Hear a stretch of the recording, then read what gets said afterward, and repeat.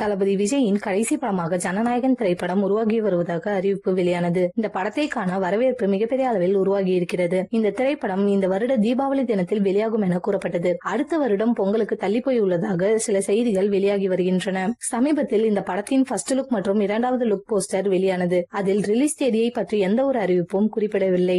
இதனால் ரிலீஸ் தேதி மாற்றம் இருக்க அதிக வாய்ப்புள்ளது. இன்னும் இந்த படத்தின் ஷூட்டிங் முடிவடையாத நிலையில் வியாபாரம் உச்சகட்டத்தில் நடந்து வருகிறது. இந்த படத்தை வெளிநாட்டில் வெளியிட செய்ய பல நிறுவனங்கள் போட்டி போட்டு வாங்கியுள்ளனர். அந்த வகையில் இந்த படத்தின் ஓவர்சீஸ் ரேட் 75 கோடி ரூபாய்க்கு விற்றுள்ளதாக தகவல்கள் வெளியாகி இருக்கிறது. கடைசியாக விஜய் நடிப்பில் வெளியான கோட் திரைப்படம் 53 கோடிக்கு வியாபாரம் நடந்திருந்தது. அதனை விட 22 கோடி அதிகம் வியாபாரம் செய்துள்ளதாக சொல்லப்படுகிறது. இந்த நிலையில் இந்த படத்தின் மற்ற வியாபாரங்களும் தற்போது வேகமாக நடைபெற்று வருகிறது. இந்த படத்தின் பட்ஜெட்டை மிஞ்சும் அளவிற்கு வியாபாரம் லாபம் கொடுத்து விடும் என கூறப்பட்டு வருகிறது. அதே போல இந்த படம் தமிழ் சினிமாவில் 1000 கோடி வசூல் செய்த படமாக சாதனை படைக்கும் என கூறப்பட்டு வருகிறது. ஷங்கர் தான் 1000 கோடி வசூல் சாதனை படைப்பார் என எதிர்பார்க்கப்பட்ட நிலையில் கேம் சேஞ்சர் திரைப்படம் வசூலில் தோல்வியை சந்தித்தது. சமீபத்தில் அவர் ஜனநாயகன் திரைப்படம் 1000 கோடி வசூல் சாதனை படைக்கும் என கூறியிருக்கிறாராம். இந்த படம் விஜயின் கடைசி படம் என்பதால் உலகம் முழுக்க பெரிய அளவில் எதிர்பார்ப்பு உருவாகி இருக்கிறது. தமிழ் சினிமாவிற்கு இந்த படம் சரித்திர சாதனை வசூல் செய்யும் என எதிர்பார்க்கலாம்.